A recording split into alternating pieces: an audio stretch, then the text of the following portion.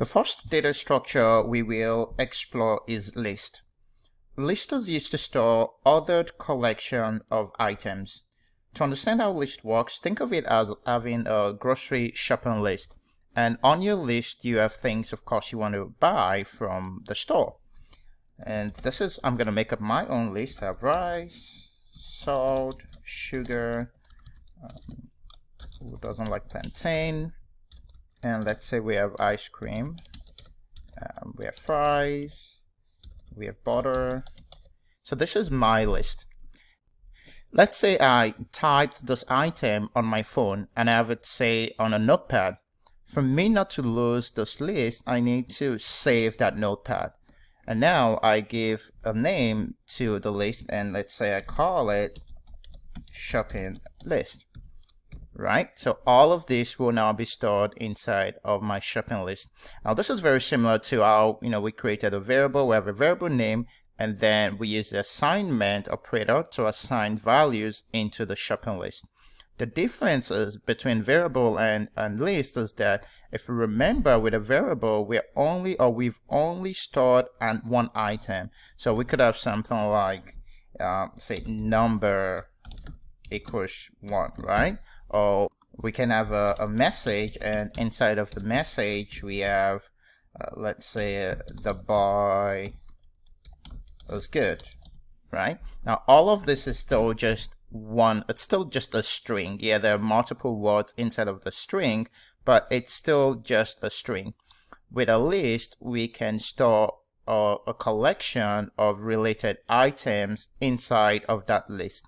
Now, to make this a list, we have to store this in a square bracket. So I'm going to highlight all of this, and then I'll just press the square bracket on my keyboard. So we start this in a square bracket, but remember, because these are also characters, it has to be in quotes, either a single quote or we could use a double quote for it. So I'm just going to do that. All right, so now if I if I save this, all of this item will now be stored inside of shopping list. If I now print out my shopping list, I get all of the values. And we can confirm the data type by using the type function. So if I type the type of shopping list, I get the data type list. Now list is also iterable, and I'll type that out here to iterable. And what that really means is that all those individual items, they do have a position of their own. And similarly, we discussed index. So the first item, rice, is index 0. The next item is index 1, 2, 3, 4, 5, 6. So if we choose to retrieve one of the items, we can do that by using the index. So I'm going to, let's say, shopping list, and then we want to, let's say we want to retrieve sugar, which is index 3. All we need to do is we type 3, and when we run that, we get plantain because that's on the third position. I'm going to copy this. What if we want index 0? We get the first item, which is rice. What if we want to retrieve the last item? We can either go positive, or we can also use the negative index. So if we type -1, that gives us the last item, which is butter. We can also slice, and I'm going to create more cells. So we can also, and I'm just going to just copy that. Okay, we can also slice, just as we use slice in when we work with variables, we can also do the same with shopping lists. So assuming we want to retrieve from rice to sugar, we can do that by using slice. So we have print, have shopping list, and what do we want to retrieve? We want from index 0, we have our colon, up to index 2. Sorry, index this time will be, so we have 0, 1, 2, 3. So if we go up to 3, it's going to give us rice, salt, and sugar, because remember, the index 3 will be excluded. So it's give me everything up to index 3. So we have rice, salt, and sugar. And of course, we don't have to include the 0. We can just say start from the beginning up to index 3. And when we do that, we get rice, salt, and sugar. What if we want to retrieve from behind? We can also do that using negative value. So I would say we want my -1. So butter will be -1, fries will be -2, ice cream -3. Now, if we want to retrieve up to ice cream, then we have to go to -4. So we have from -4 to -1. When we print that, we get plantain, ice cream, and fries. Similarly, if we just, I'm going to remove this, and if we just have our colon, this is just going to retrieve everything for us. Now, also, we can retrieve in steps of 2. So right now we know, and so let's say we're starting from the beginning, and we want to up to the end, but we want to retrieve in steps of 2. So that's what's going to happen is that we get the first item, and then we have step 1, step 2, so salt will be excluded. Then from sugar, we have step 1, salt, step 2, plantain will be excluded, step 1, step 2, we get butter. So let's execute that. So now we have rice, sugar, ice cream, and butter. What if we want to substitute an item from our list with something else? So say right now we have sugar, and we want to substitute sugar with vinegar. I'm not sure why, but that's really what we want to do. We can certainly do that as well by, so I'm going to type that out. We have our shopping list, and then what index is sugar? 0, 1, 2. So we have our index 2, and now we can assign a different value of vinegar to the to index 2. Now when we print, we can see that sugar has now been substituted with vinegar. We can also store numeric value inside of a list. I'm going to create another list, and I'll call this my list. And let's say we want a numeric value. So I have 2, I have 5, I have -34, 0, -2. And let's save that, and I'm going to print out the list.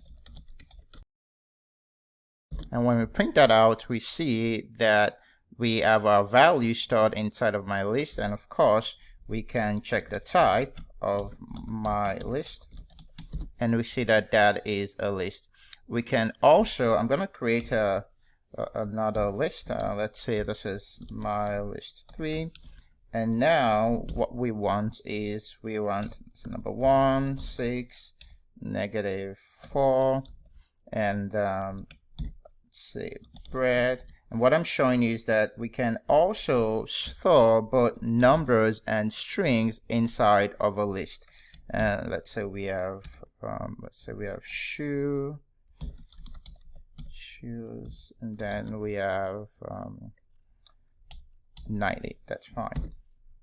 And that's fine as well. If we print this out, we see that it is stored inside of the list. And again, we can confirm the type, that the type of my list 3 is list. Another interesting thing is that we can actually store a list inside of a list. So let's say my list 4, and right now what we want is we have number 1, 4, -7, and now inside of the list we are creating another list 2, 3, 4. Let me make it. It's a 6, 18, -13, and then we can still have like, let's say, a string value. That's it, bread. Okay, and when we print this out, it still we get the values, and of course this is a list. Now what happens if we want to retrieve this list? Well, the same thing applies. This will be the first index, which is 0, index 2, index 1, 2, and all of this list will be index 3. So if we my list 4, and now let's say print out index 3, we see that it retrieves all the values inside of the list. Now what happens, what if we actually want to print out a particular value inside of this list? So we want so we have this bigger list, and then we have the inner list, which we printed out right here, index 3. But what if we need the second, or index 1, inside of this list? Well, we can do that, and all we need to do is, so we have my list 4. We know this will give us the outer, will give us this initial list. Now for us to print out this number 6, all we need to do is we open another square bracket, and then we go index 0 and index 1, and if we press 1, now we get that value. If we wanted, say, -15, we want to print this out, we can do that as well, and now we can just say -1, and when we print that out, we get that value. What if we want to print out 2, 6, and 18, which is inside of the inner list? We can do that as well. Now all we need to do is we just select the index. So we want to print from the beginning up to index 0, 1, 2, 3. So up to index 3, and when we run that, we get 2, 6, and 18. So these are ways in which we can use slicing on our list as well. And I'm just going to save this file, click on File, Save As. I'll call this list. Next, let's dive into list methods. Similar to numbers and strings, list also has methods that can be used to manipulate data. Before we look at some of the list methods, I would like to take you back to 2 words or terms I used when we worked with string methods, and that is immutable and mutable. We did talk about how immutable means does not change, and mutable means changes, right? I'm going to create a variable, and let's just call this variable message. And let's assign the value of the a string of the boy as mine. Okay, so if we use a string method, and let's use the upper method on this variable, when we print this, it gives us the boy is mine in uppercase.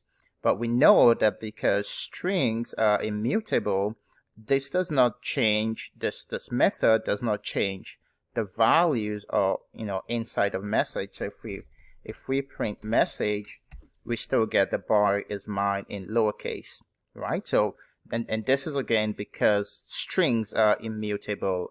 The method does not change the value inside of the variable. Well, the reverse is the case with list. Lists are mutable, which means that when we apply a method to a list, that method changes the list itself. Having said that, let's take a look at some of the methods we have in list.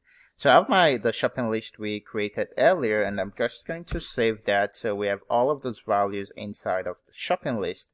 The first list method I'd like us to try is, and I'm just going to, let's print out shopping list.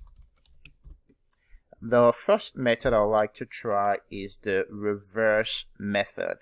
And I'm going to type that out first. So what the reverse method does is, and let's execute that. What it does is that it reverses the order of the items inside of the list. So right now we have it starting at rice, salt, sugar, up to butter. once we pass this method, it's going to reverse it so that the order starts from butter, fries, ice cream, plantain, sugar, salt, and rice. Now gonna copy this. Let's print our list.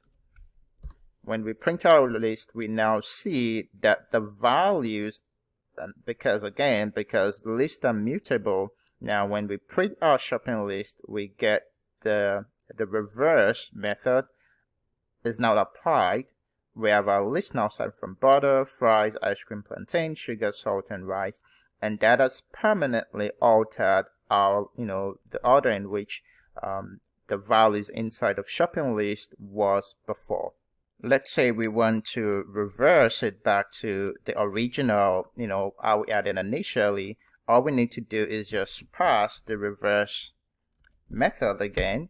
And now when we print shopping list, we get our initial ordering of the list. Okay. The next method I would like to take a look at, I'd like us to try, is the append method. And we use the append method to add a value to an existing list. So we have a shopping list dot append.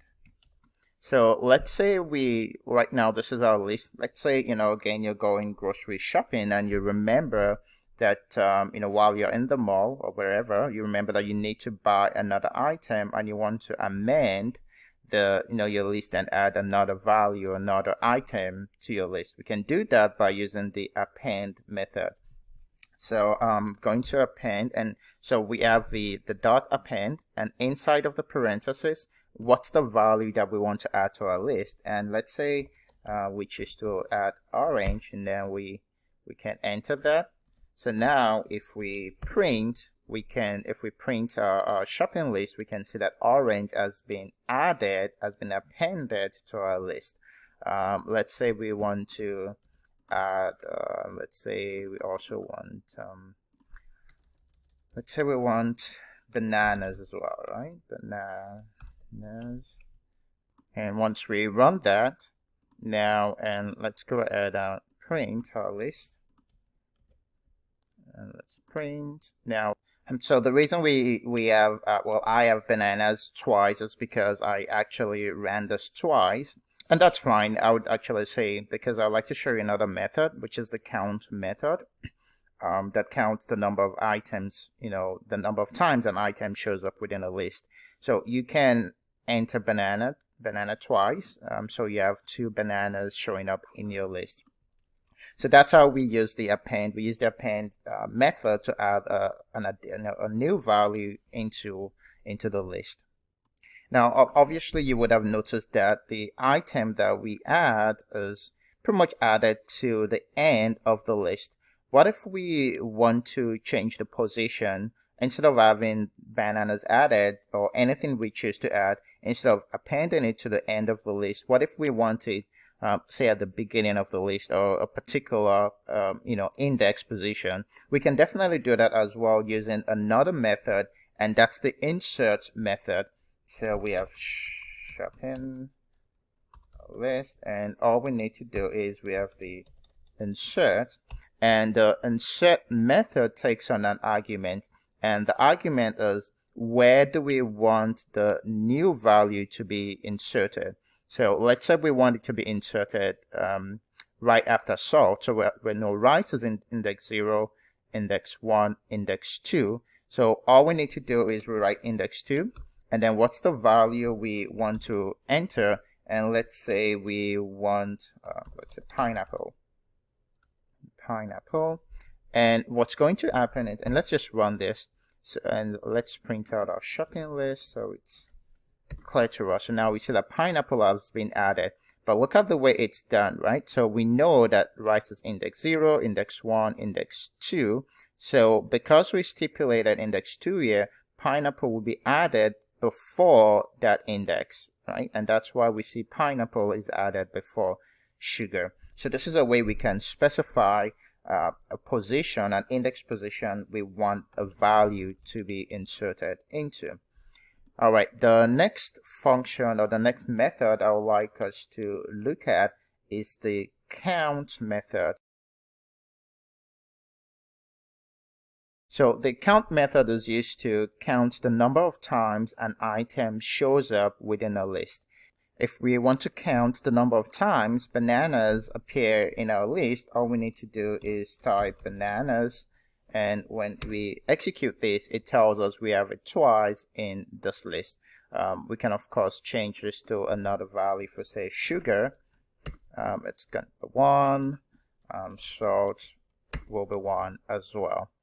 Let's look at another method, and let's try the remove method. Since we tried the append method to add a value, we can also remove a value by using the remove method. So copy this, and now we can change the method to remove, and let's remove bananas. So we have 2 bananas and we just want to remove 1.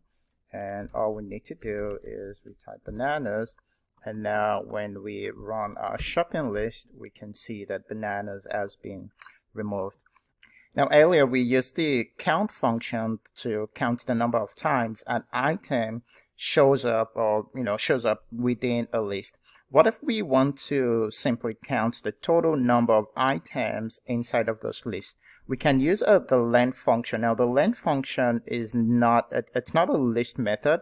It's actually an inbuilt function that you could use across different data types. So we can use the length function. So if we type length of shopping list, it will tell us the total number of items inside of shopping list. And we can print out something like this that says, so we use the print function. So print I have, then we have a comma, and then we have the length of, and I'll go through this with you shortly, of shopping list.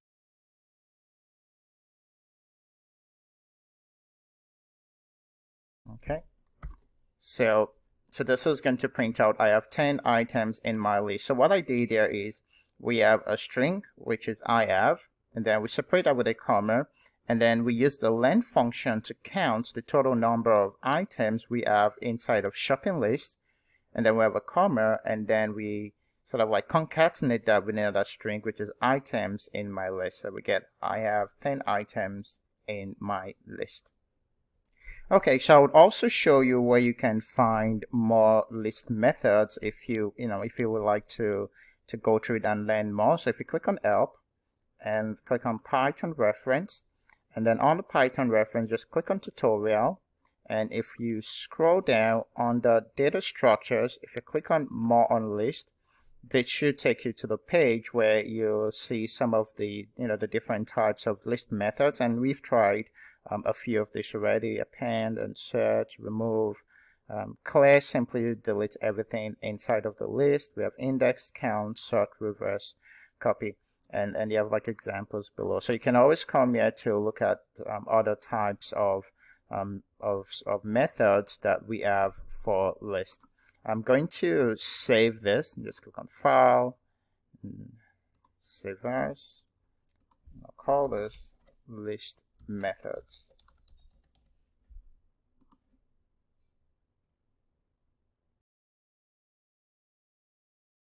To fully understand how control flow works, it is helpful to understand logical conditions. Let's take a look at these expressions below. We have 5 greater than 3. Actually, it's best to think about these expressions as questions. So the question is 5 greater than 3? Now we know that 5 is greater than 3, so if we run this expression, we get true because 5 is greater than 3. The next cell, 5 is 5 less than 3. Well, clearly we know that 5 is not less than 3, so when we run this, we get false. The next expression is 10 greater than or equal to 9. For this expression to be true, one of the conditions has to be true. Either 10 is greater than 9, which we know is true, or 10 is equal to 9. So for this, if we run this, we get true because 10 is greater than 9. If we look at the next expression, is 10 less than or equal to 9? Well, we know that 10 is not less than 9, and we know that 10 is not equal to 9. So this expression will be false. The next one is 15 equal to 15. Well, 15 is equal to 15, so if we run this, we get true. And the last expression we have here is 8 not equal to 8. So the symbol we have here, and if you just press Shift and 1 on your keyboard, you get this exclamation mark. So and this means not. So is 8 not equal to 8? We know that 8 is equal to 8, so if we run this expression, we get false. So we know that what these expressions are doing is performing logic. Python looks at the value on the left and based on the operator, compares it to the value on the right and performs some sort of logic. This type of logical condition is frequently used in control flow. So now let's talk about the if statement. If statement is used to check a condition. If the condition is true, a block of statement is run, else another block of statement is run. So if the condition is not true, then we run another block of statement. Let's create a variable. I'm going to create a variable a, and let's assign the value of 20 to a. And let's create another variable, let's say b. And for b, we want to assign the value of 15 to b. And I'm just going to execute to save that cell. Now, I'm going to type out the if statement and we will go through it together.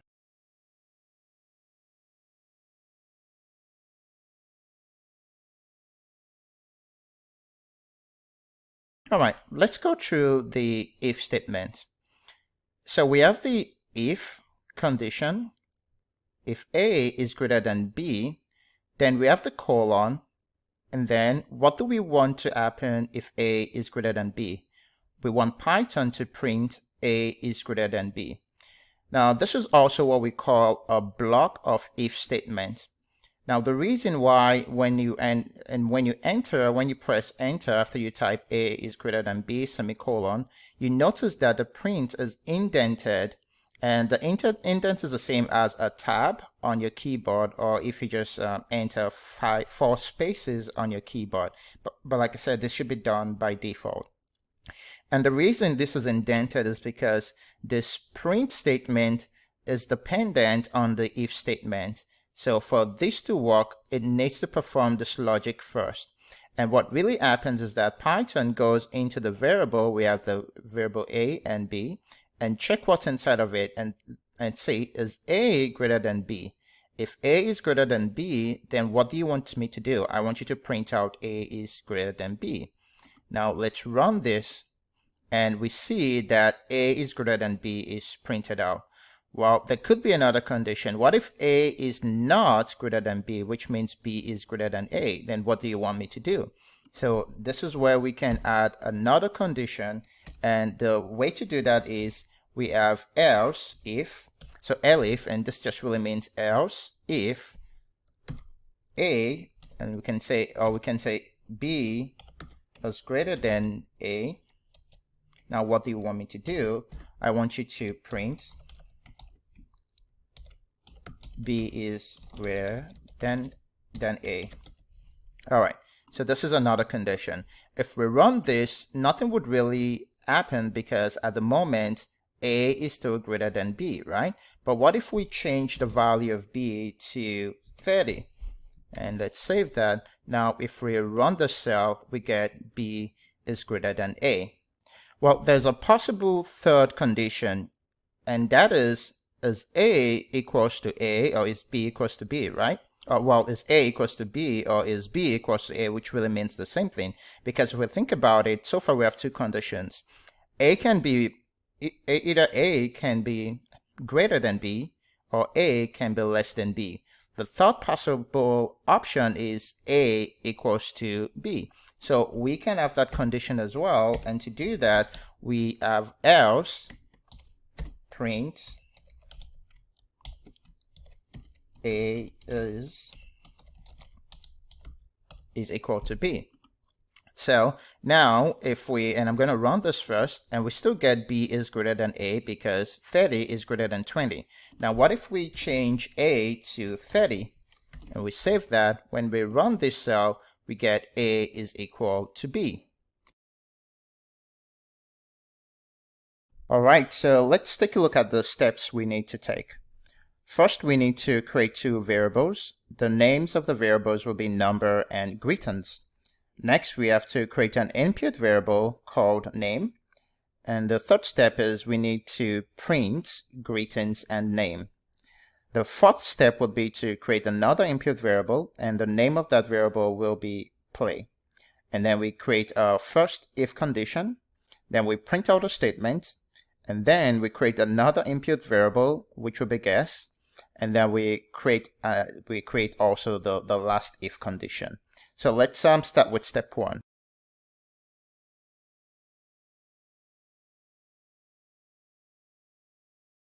Okay, so I have the first variable as number, and I chose the number 18. Now you don't have to use the same number, but you certainly can. As long as you use a number between 1 and 30, we should be fine. And then the next variable is greetings. And we assigned the string welcome back, and what I did there is to create a space between, after back, right? So we have welcome back. Now we have to create the input variable. For the input variable, let's we have the name. We have it as name.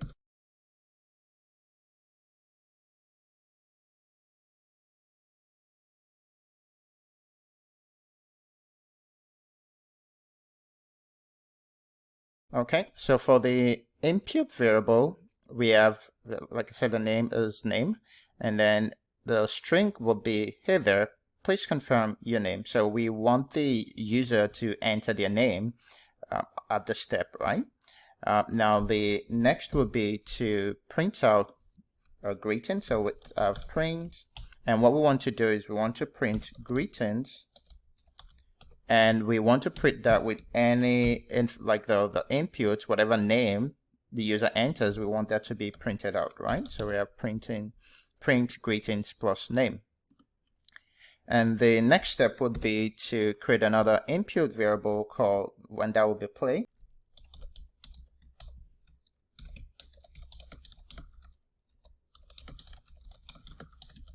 All right, so right here we're just trying to be polite, and we're asking the user, would you like to play a game? And we want to give the option of Y or N as yes, indicating yes or no. And we can also append the upper string method so that any value that is entered by the user will be changed to uppercase before it is stored in play. So the next step would be to create the if condition. Okay, so for this we want to say, so if play, so whatever value is entered into this variable, so if play is equal to, and now we can have capital Y, and this is why we changed this to uppercase, right? Because if for instance they entered lowercase y, and and we are declaring uppercase Y, then that would be a problem. So but now we've converted whatever they enter will be converted into uppercase, right? So if play equal Y, what do we want Python to do? So we'll say if play equals Y, we just want you to print nice, let's do this. All right, and this is actually, I'm going to delete this because what I was referring to is the print, and we'll change this to 6, and this would be 7. Okay, so now let's print out. So we're saying if play is Y, then print out nice, let's do this. So the next step will be to create another input variable, and the name of the input variable will be guess. And we want that to be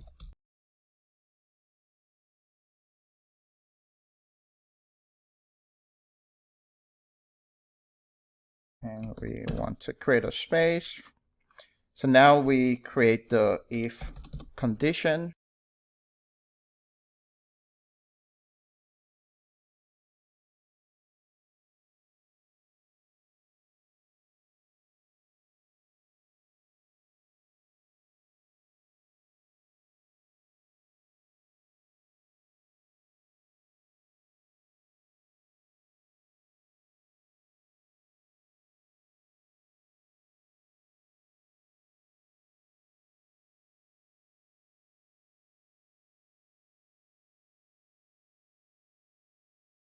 All right, so let's quickly go through a preview of what should happen. So in the first step, we created two variables, number and greetings. We assigned the value of 18 to number. Like I said, you could choose any number. And then we have the greetings, welcome back. We have a space right after K. The second step is to create the input variable. We have name. So whatever name the user enters will be stored in name. Then we want to print out the name. So we'd say, and the greetings, we have welcome back. So it will be like welcome back Paul, welcome back John, whatever the name is, right? And then the next step is we want to create another input variable, play. So we ask the user, would you like to play a game? They give us a response, either yes or no. We change that to upper. So if the response is play, then we want to print out nice. Let's do this. And then the next step is we create another input variable, and that's guess. And this is where the user guesses a number. So whatever number they guess will be inserted right here. Now we know that the input function automatically converts whatever value is entered into a string data type. But we need that value to be an integer because our if condition relies on that. We have this logical operation, which is checking if, guess is the same as number, and both values need to be a number for this to work. So all we need to do is we have the input for the int function, and that automatically changes whatever the value is entered into an integer before it is saved inside of this variable. Then the last step is now we create our if condition. So we're saying that if guess is equal to number, print congratulations, you guessed right.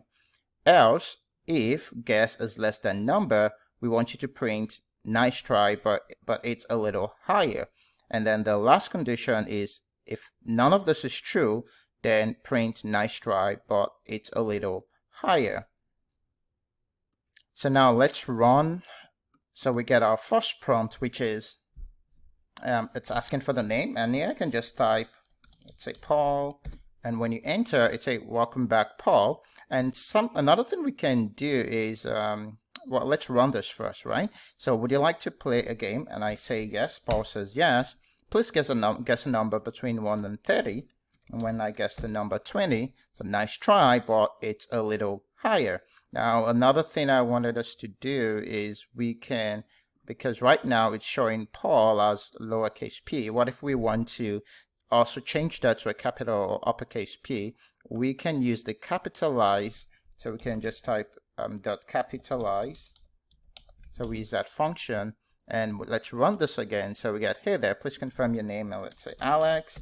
Alex would like to play a game. Now you can see that now we have A as uppercase A, even though I entered lowercase a. If you would like to play a game, say yes.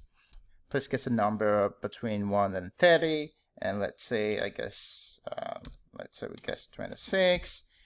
Nice try, but it's a little higher. And let's run this again. And now we want to guess the same number. So, hey there, please enter your name. And let's say it's Sarah. Sarah, and then would you like to play a game? Yes. Please guess a number between 1 and 30. And now I say 18. And then you get congratulations, you guessed right. Tell me this is not awesome. I mean, you only started learning Python 20-30 seconds ago, and now you're coding and building a game.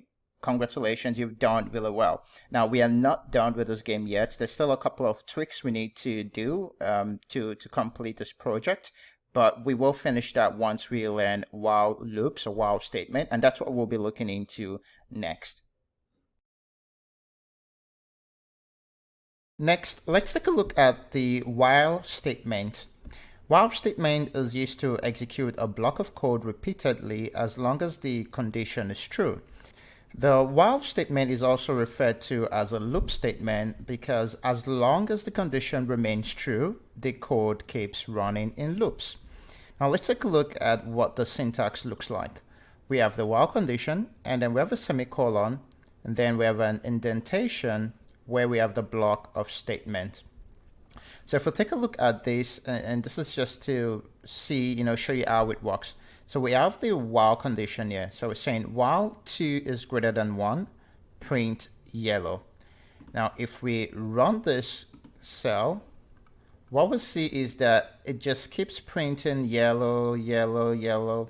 And as long as that condition is true, and because 2 will always be greater than 1, this just keeps printing. And I'm just going to delete the cell, because otherwise the code just keeps running. Now let's try another condition. While 6 is greater than 20, we want to print happy. Now when we run the cell, we notice that nothing happens, and that's because this condition is false. 6 is not greater than 20, so nothing happens. Now you might be thinking, why would you want to use a while loop? Let's say I need to print the numbers 1 to 10. I'll need to write 10 lines of code to achieve that. And let's try that.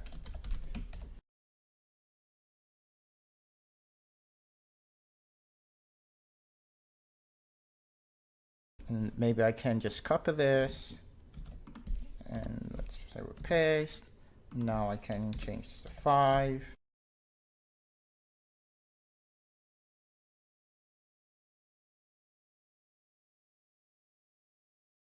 Now you can already tell that this is such, it's just too much of a repetition. And of course we can run this and we get the value we want to print, right?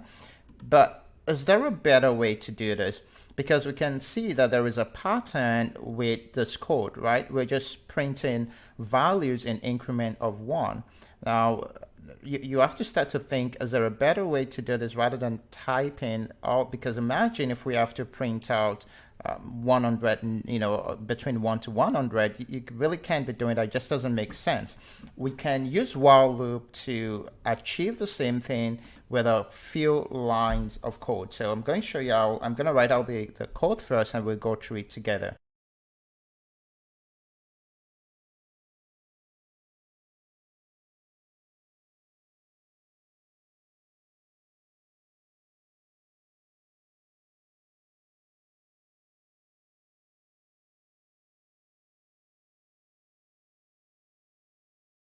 All right, before I walk you through this code, let's run this. I'm going to run this first.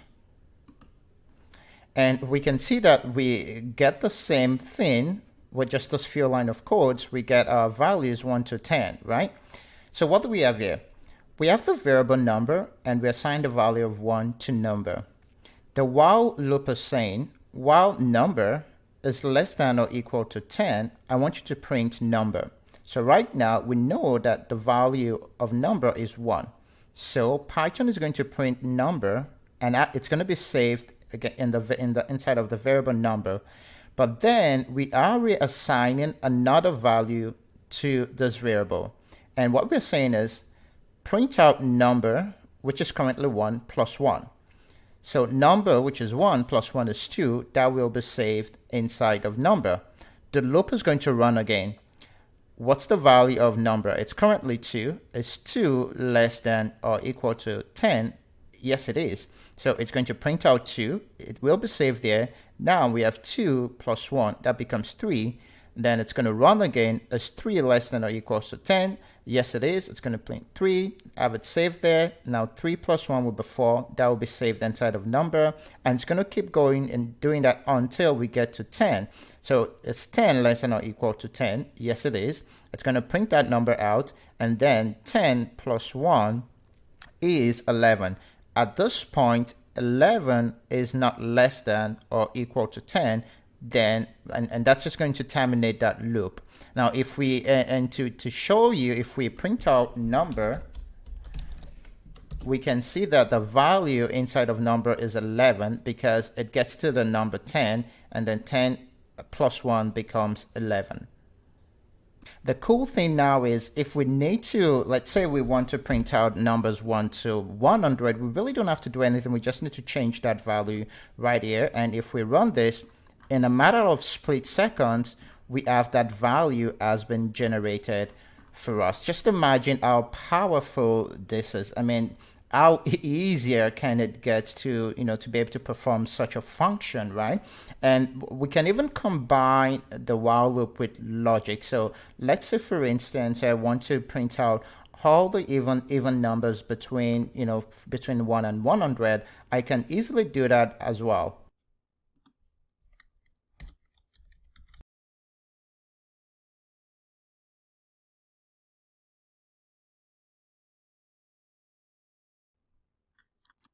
All right, let's go through this together.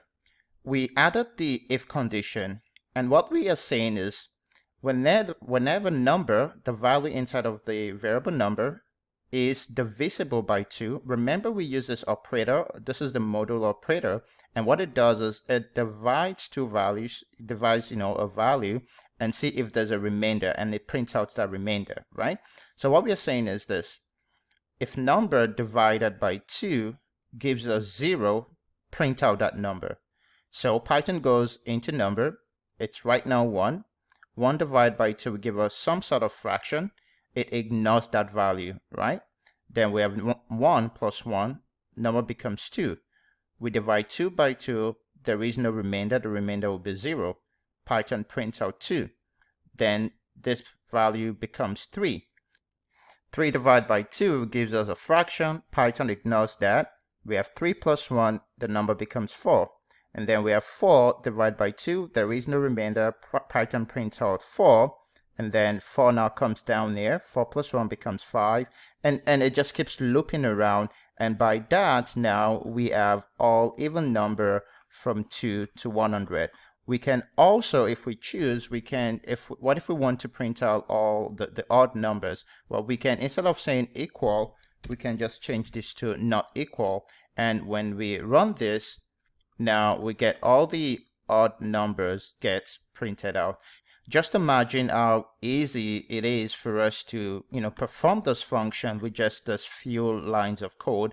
And also we can manipulate, we can change this number to any value we want. If we say 50, when we run this, it's just amazing what we can do with both the while loop as well as the if statement.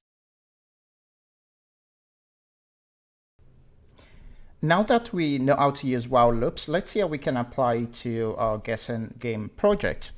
If we look at step 5, where we created actually let's run this again. So hey there, please confirm your name. I have the name as Sarah, and welcome back, Sarah. So would you like to play a game? And we say yes, and it gives us nice, let's do this, and then we guess a number. So we guess number 20, and that ends there. But what I want to point our attention to is where we asked, would you like to play a game? Now, what if Sarah says no? We've not created any condition to take care of that, because right now we just have if play equals yes. What instead of yes, if the player decides to enter n, what happens? So we do need to create a condition that satisfies that other possibility. So what we can say is if play is equal to n, we want Python to print, we can say something like too bad, and we can have the name of the player that we have you have to play. Because the assumption is that if the user get to this point, they intend playing the game in the first place. Otherwise, they shouldn't have started the game, right? So instead of just, now we're able to say if they press N for enter N for any reason, we can print out too bad, the name, too bad Sarah, you have to play. Let's try and run this again. So if we say, hey, please confirm your name, and the name is Alex. Welcome back, Alex, we would like to play. And now if I press N, I get too bad, Alex, you have to play. So this way we're not just leaving that possibility, that option open, right? And now we can get to guess the number. So let's just say 34. And then it says nice try, but it's a little higher. Now, if we want to play this game again, we would have to click on run. What if we don't want to do that? What if we want to, after the player enters a number that is incorrect, we want it to reset automatically and ask them to enter another number? Well, we can do that by using the while loop, because we can attach a while loop that loops the question again until the correct answer is guessed. So the first thing we need to do is let's create a variable, and let's call this variable repeat, and we will assign the value of true to repeat, and this is the while loop that we will be adding to the program. So I'm going to write out the code first, and then we'll go through it together.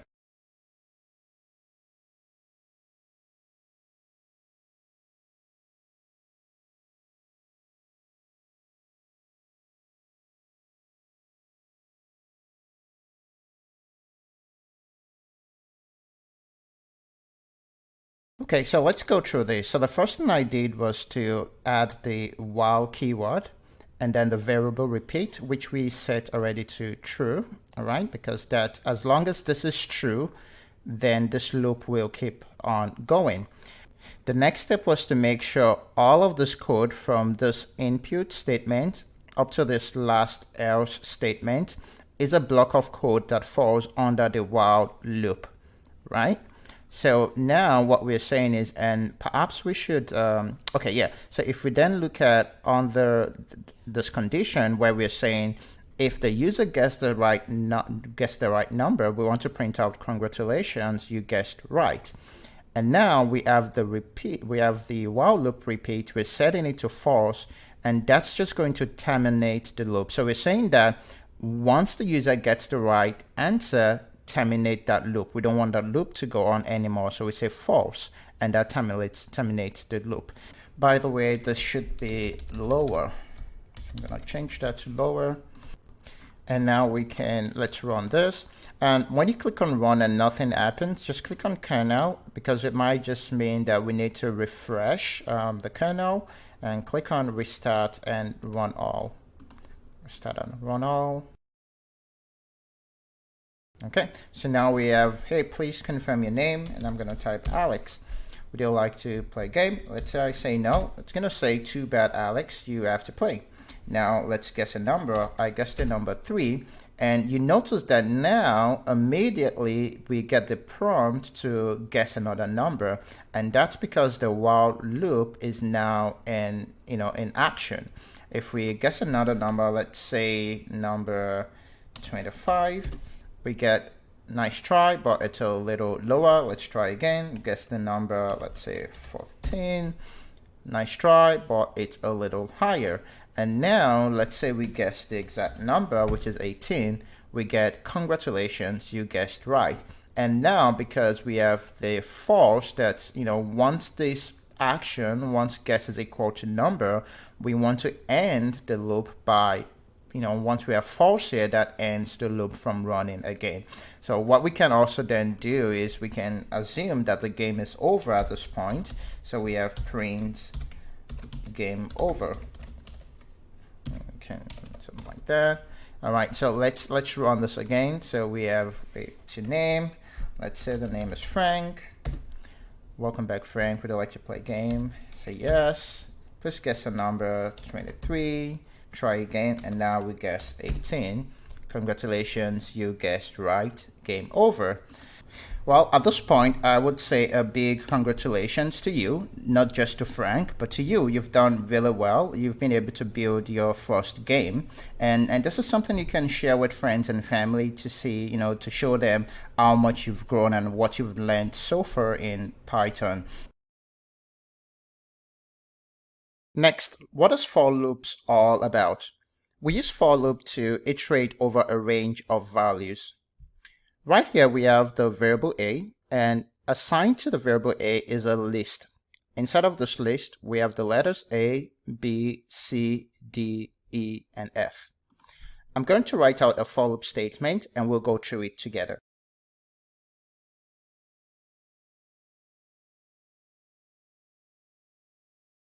Okay, so we have the keyword for, we have a variable letter, which I just declared, we have the keyword in, and then we have the variable a. This variable name can be anything. I just chose to use letter because we have letters right here. Now all we are saying is this: we want the values inside of the variable a to be assigned to this new variable letter one at a time. Let's run this. If we run this, we get the list now printed out all individual. So we have A, B, C, D, E, and F. So this is no more a list. Now this is the way it works. With a for loop, once we pass this, Python goes into the variable A. It sees the first value as letter A.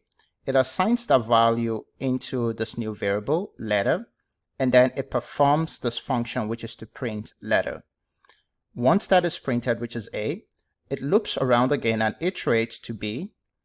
It assigns B to the variable letter, and then it prints it out.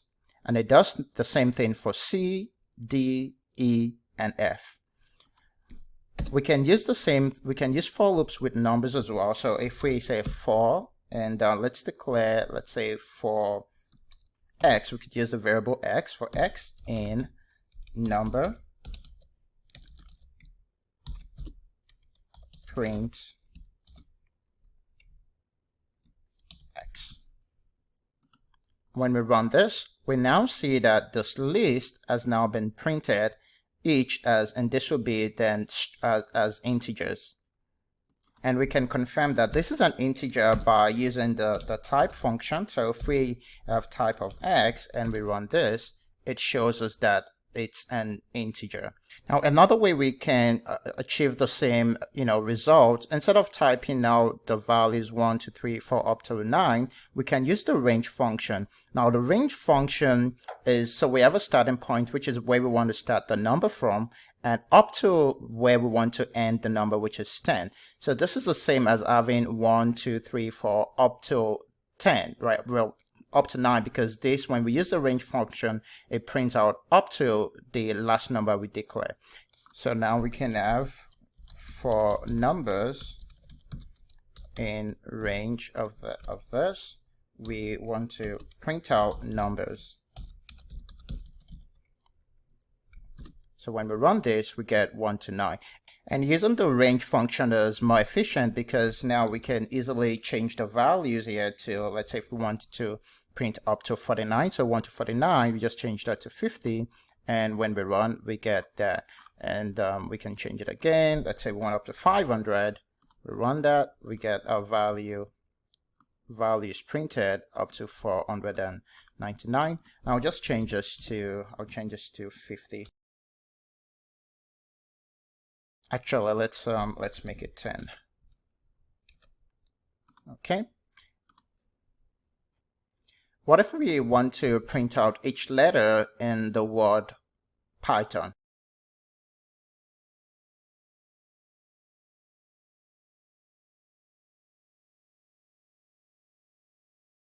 So we have for letter in Python, print letter.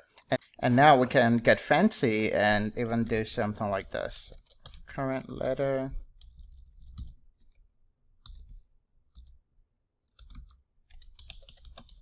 Okay, let's run this. So all I did is I create, we have the string, current letter, which is what we have right here, and then colon, and then the variable letter. So essentially, it just attach current letter to each of the iteration, right? We can also use the if statement with the for statement. And I'm going to write out the code first, and we'll go through it together.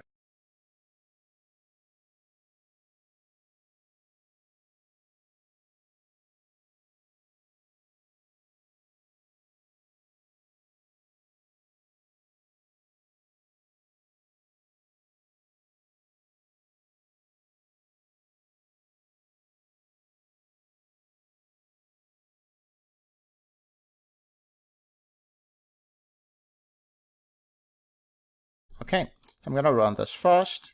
Okay, so what do we have here? So we have for number in range of 1 to 20. So this is the same as 1 to 19. So typing out 1 to 19. So we have the if condition, which is if number divisible by 2, if it's the remainder is 0. And we tried this earlier on using the while loop. So we want to print number, so want to print that number, the value, and then we attach the string is an even number. Now, if number divisible by 2, when we divide number by 2, if the remainder is not 0, then we want to print number, and then we attach the string is an odd number, and that's really what we have here. So when we print 1, 1 is an odd number, 2 is an even number, 3 is an odd number, 4 is an even number, and it just keeps going that way till the end. Now, one more thing we can do, and I guess I can attach it here. So we can also use else, and then we have print, and this should be right here. So we have else print.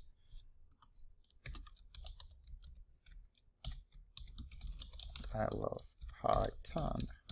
Okay, and when we run this, we get I love Python on the end. So what's happening is this: once this loop completes, at the very end, once it gets to the last letter, which is N, if there's nothing else left, it just runs this last, this last block of command, right? Which is I love Python.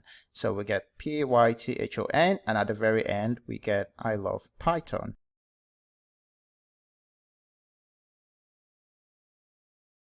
Next, let's talk about break and continue statement.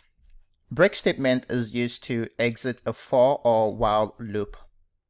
We use continue statement to skip part of a logic inside the loop. Now, the continue statement does not terminate the loop, so the loop still goes on to the next iteration. I'm going to write out the code so we're going to start with the break statement. I'll write out the code for that and we'll go through it together.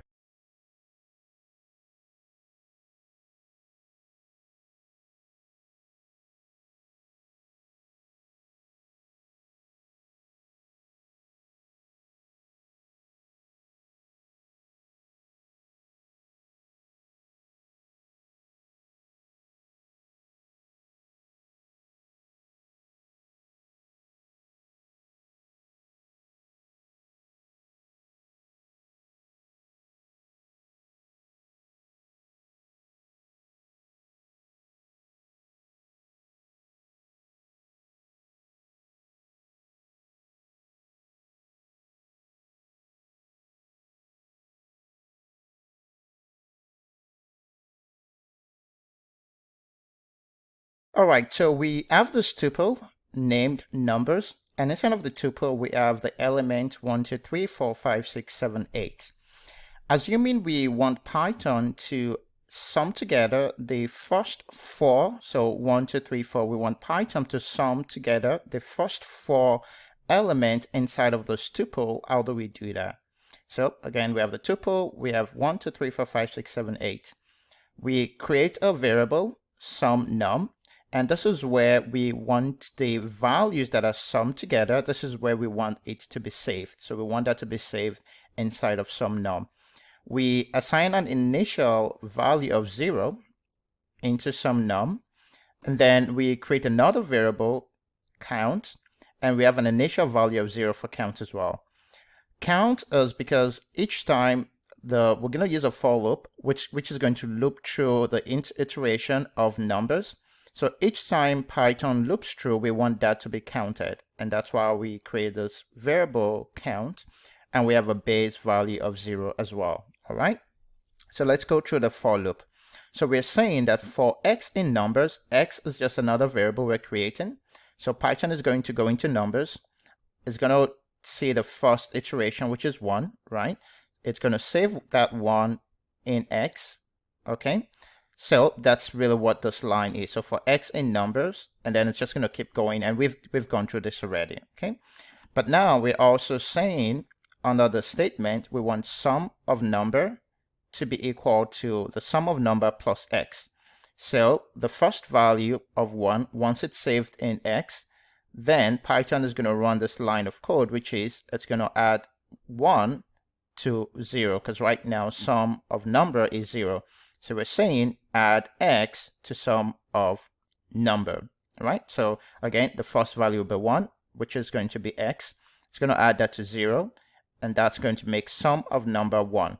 1 will now be saved inside of sum of number till the next iteration happens. Now the next line of code is we want to count each time Python loops through this iteration. So we have a base count of 0, because we're starting at 0, and we're saying count, so we're reassigning a new value to count, which is count plus 1. So once Python loops through the first time, we're going to add 1 to that count. The next line of code, we're saying if count equal 4, then we want to break this loop. We don't want this loop to continue anymore, because right now we have 1 up to 8 different values inside of this tuple, and all we're saying is that we don't want you to add everything inside of this tuple. We only want you to add the first 4 numbers together, and that's why we're saying if count equal 4, then we want you to break. We don't want you to loop around anymore. That's all we need. Let's run this. And the print statement is just so we're also concatenating. So with the print statement, we have the sum of first, and then we have count, because now once count reaches 4, that will be saved inside of count. So the sum of count, which is 4, integers is, and then it's going to add 1 plus 2, which is 3, 3 plus 3, which is 6, 6 plus 4 is 10. 10 is now saved inside of sum num. So the sum of the first 4 integers is 10. And this is really cool because, again, once we have this code now, we don't have to reinvent the wheel. If we want to add the first 6 numbers, we just need to change this to 6. When we run this, we get 21, which is the total values or the total sum of the first 6 numbers. If we want to just add the first 2 numbers, we change this to 2. We run this, we get 3. So once Python, again, once the count reaches 2, then the loop breaks. And this is how we use the break statement. So we use it to exit a for loop, and we can use this with a while loop as well. Now let's see how to use the continue statement. And for that, I'm going to write another code to explain how that works. I'm just going to change this to Markdown.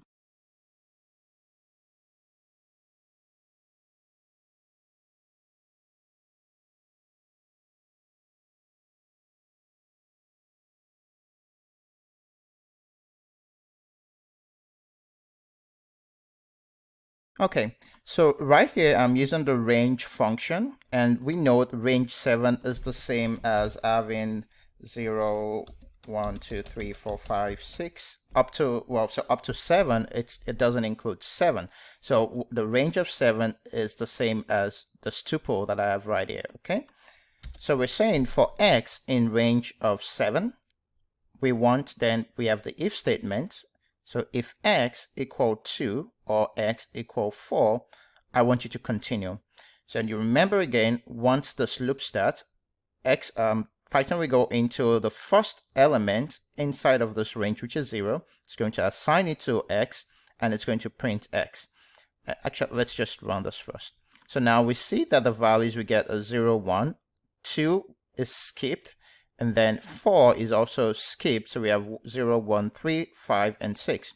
And what is happening is this: once Python goes into this tuple, and again, let's write this here. So we have 0 and 1, 2, 3, 4, 5, 6. So Python goes into this range, starts with the first value, which is 0. The next code says x equal to 2 or x equal to 4. That doesn't affect 0. So it just continues. It continues, and then it prints x. It loops around again. The next value is 1. It's not affected by this. It prints x as 1. Now it loops around again. Now x is 2 because now that's the third element, and it sees the keyword continue. So Python is going to just pass over. It's going to omit 2 because that's what we're saying, that if x is equal to 2 or x is equal to 4, continue, which is don't do anything. I don't need you to print anything. Just move on. Then it moves to the next iteration, which will be 3. It prints out 3, and then it's going to move again, and the next iteration should be 4. But because we're saying that if our x is equal to 4, just continue, don't do anything, and it just continues, it loops around again, and then prints out 5, it prints out 6. So this is how we use continue statement to skip part of our code or logic inside of a loop. And as I mentioned earlier, it doesn't terminate the loop, it just continues to the next iteration.